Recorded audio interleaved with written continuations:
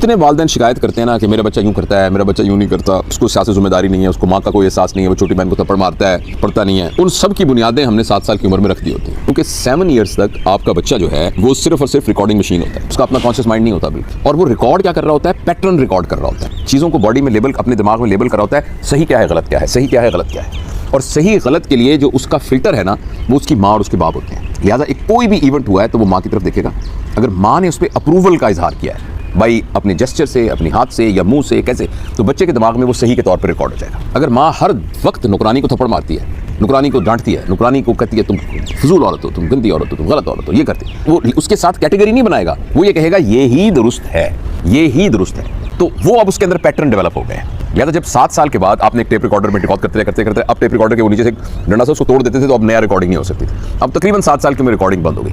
अब जब भी आप प्ले करेंगे वही गाना लगेगा जो आपने रिकॉर्ड किया है। अगर उसने गाना किया तो गाना बजेगा, अगर कोई तकरीर की है तो तकरीर बजेगी, अगर कुछ भी आपने किया वो बजेगा। तो इसलिए जो हमारे बड़े बच्चे अभी कर रहे होते हैं उसकी पीछे रूट कॉज वही 7 साल की होती है। अच्छा, अब आप कहें फिर तो हम बस मर गए, फिर तो क्या करें, लेकिन उसमें एक रे ऑफ होप है। वो ये है कि ये जो बार बार हम कर रहे हैं ये अल्लाह ताला की तरफ से बड़ी मेहरबानी है, इसलिए कि अगर बच्चे के अंदर कॉन्शियस उसी वक्त से डेवलप हो जाए और वो अपने कॉन्शियस को यूज़ करके काम करना चाहे, तो हमारा कॉन्शियस ब्रेन बहुत स्लो है, क्योंकि हमारे कॉन्शियस ब्रेन ने यानी उसका ऑलरेडी प्रोग्राम है ही कोई नहीं, उसने पहले एक नया प्रोग्राम राइट करना है, उस नए प्रोग्राम को एग्जीक्यूट करना है और उसको फिर आगे प्ले करना है। अभी बात समझ रहे ना? तो ये तो इतना स्लो है और कॉग्निटिव एनर्जी इतनी हमारी लग जाए कि हम तो अगले दिन पागल हो जाएं। तो 7 साल की उम्र तक 95% जिंदगी के कामों के लिए प्रोग्राम लिखे जा चुके होते हैं। So most of our work actually does not require cognitive energy, वो हम बगैर टेंशन के ही अपने ऑटोमेशन में करते जाते हैं। लेकिन अल्लाह पाक ने एक विंडो छोटी सी रखी हुई है, वो विंडो है कॉन्शियस माइंड। 95% माइंड का नाम है habit mind, pre condition mind, programmed mind, और 5% माइंड का नाम है कॉन्शियस माइंड। ये कॉन्शियस माइंड बहुत स्लो है, ये बिल्कुल ढिल्ला माइंड है, क्योंकि इसने हर दफ़ा पूरा प्रोग्राम, जैसे आपने एक डॉक्यूमेंट लिखना है तो डॉक्यूमेंट लिखने के लिए कंप्यूटर के पीछे एक पूरा प्रोग्राम बना हुआ है ना, वो प्रोग्राम नहीं है। आपने हर लफ्ज़ के लिए प्रोग्राम लिखना और फिर करना है, तो कितना स्लो होगा हर नए एक्ट में। तो वो जो कॉन्शियस माइंड की विंडो है ना, वो अवेलेबल है हर एक के लिए, आपके लिए भी, मेरे लिए भी, आपके बच्चे के लिए भी। हमने उस कॉन्शियस माइंड की विंडो के थ्रू उसके प्रोग्राम को चेंज करना है। इसीलिए अहमियत है वर्कशॉप्स की, बातों की, नसीहतों की, बात करने की, चलने की, वो सिर्फ उस 5% को। लेकिन वो दरवाज़ा खोलने की कुछ शराइत हैं। बंद दरीचों पे, जैसे फैज़ कहता है ना, जिस तरह बंद दरीचों पे हुई बारिश संग, जो हमारी नसीहतें हैं ना, वो बंद दरीचों के ऊपर पत्थरों की बारिश है, बस उससे कुछ भी नहीं होगा। उसको खोलने की एक चाबी है, बस एक चाबी। उस चाबी का उर्दू में नाम है, पंजाबी में मान, इंग्लिश में कह लें ट्रस्ट, मोहब्बत कह लें, लव कह लें। अगर आपका बच्चा हो या कोई गैर हो, आपका और उसके दरमियान मान का रिलेशनशिप हो गया ना, क्रेडिबिलिटी इस्टेब्लिश हो गई, फिर आप उसकी कॉन्शियस की विंडो में जा सकती हैं।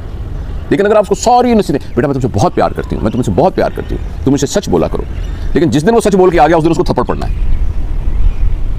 अब आप उसका ट्रस्ट ही डेवलप नहीं होगा आपसे, मजबूरी है उसकी कि आप, मतलब है वो आप जन्म उसने आपसे लिया है और आपके पैसों से वो मदद, उसकी फीसें जाती हैं, इस वजह से उसकी इकोनॉमिक मजबूरी है या सोशल मजबूरी है कि आपके साथ चिपटा हुआ है वो। अदरवाइज आपका और उसके दरमियान ट्रस्ट नहीं। इसलिए जिस माँ बाप का बच्चा उसका कहना नहीं मान रहा ना, वो सब नसीहतें छोड़ दे और फिक्र करना उसके बारे में छोड़ दे। मत घबराए कि वो गुमराह हो जाएगा, मत घबराए कि इसका क्या बनेगा, मत घबराए कि पता नहीं इस बेचारा ये एडजस्ट होगा कि नहीं, पता नहीं इसको दाखिला मिलेगा कि नहीं मिलेगा। आप सिर्फ एक काम करें, पूरी एफर्ट उसके ऊपर ट्रस्ट डेवलप करने पर लगा दें, और जब आपने ट्रस्ट डेवलप कर लिया तो वो थोड़ी सी खिड़की खुलेगी कॉन्शियस माइंड वाली, फिर उसके बाद आप अंदर घुसिएगा। ट्रस्ट का मतलब ये कि वो जो भी आपको कहे आप सुनते जाएं। ट्रस्ट का मतलब है आपका इमेज उसके दिमाग के अंदर एक ऑनेस्ट शख्स का इमेज हो। मामा सच बोलती हैं, बाबा सच बोलते हैं, बाबा ईमानदार है, बाबा मुझसे प्यार करते हैं। आपको पता है हर बच्चा जिसको ये एहसास हो जाए ना कि मेरे माँ बाप मुझसे प्यार नहीं करते या उनकी विंडो नहीं खुलती, वो अल्टीमेटली आपको छोड़ के जाएंगे। आप उस बच्चे को हॉस्टल में दाखिल तो करा के देखें, तो घर ही नहीं वापस आएगा। आप थोड़ा सा कह रहे जाओ तुम्हारे दोस्त आए घूमने फिरने चले जाओ, वो वापस नहीं आएगा। आ रहा हूँ अभी बेटा, घंटा हो गया है, मामा मैं आ रहा हूँ, 2 घंटे हो गया बेटा। ये सब बच्चे जो ऐसे कर रहे हैं ना, ये सारे के सारों के वालिदैन ने उनके साथ अपने ट्रस्ट को बिगाड़ा हुआ है। तो अपने ट्रस्ट को दोबारा बनाने की, और दोबारा बन सकता है, और मैंने तो उसका तरीका एक ही निकाला है, मैं अपना ज़ाती आपको बताता हूँ, वो यही है। आज मेरे बेटे का फ़ोन आया, मैंने कहा यार वो तेरी मिसालें दे दे कि मैं आज कल करता रहूँगा, क्या कह रहा वो आपने वही कहा होगा, मैं माफ़ी मांगता हूँ बच्चों से। मैंने कहा कहता वो कमाल करते हैं आप। इसका सिंपल तरीका यह है कि बच्चों को एडल्ट के तौर पर उनकी पुरानी स्लेट वॉश करने की कोशिश करें।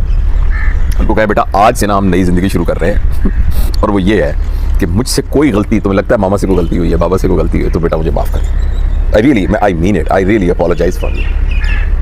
اچھا ابھی بھی کچھ یہ بھی اس کے لیے ایک اور نصیحت ہوگی. He will treat it or she will treat it as another چلاکی آپ کے پارٹ پر. اب آپ نے اس کو ثابت بھی کرنا ہے. ابھی آپ نے معافی مانگی ہے, شام کو پھر کپڑے گندے کیوں رکھے تھے, شرم نہیں آتی, تمہیں بدبو آ رہی ہے تمہارے کپڑوں میں سے, پھر کھیل رہے ہو گیمز کو, پھر گیم کھیل رہے ہو, تو تھوڑی دیر کی طرح تو تحمل سے اس کو نا وہ کرنا پڑے گا. تو یہ تو اور کوئی بات آپ اس کے